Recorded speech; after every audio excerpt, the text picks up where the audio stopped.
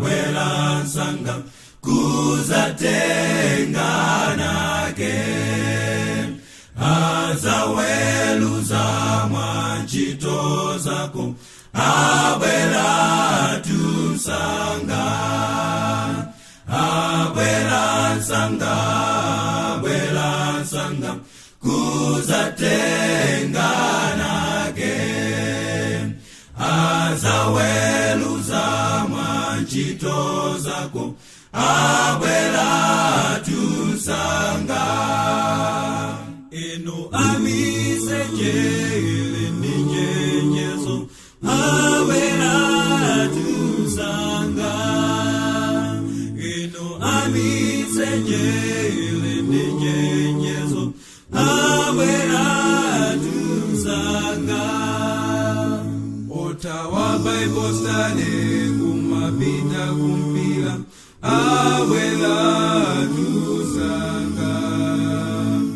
Otawa Bible study kumapita kumpila, abwela tusanga.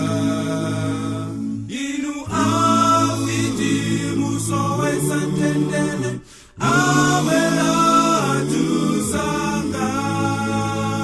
Inu afiti musowe santendele, abwela tusanga. Inu zila kwa uhulelo se, abwela tusanga.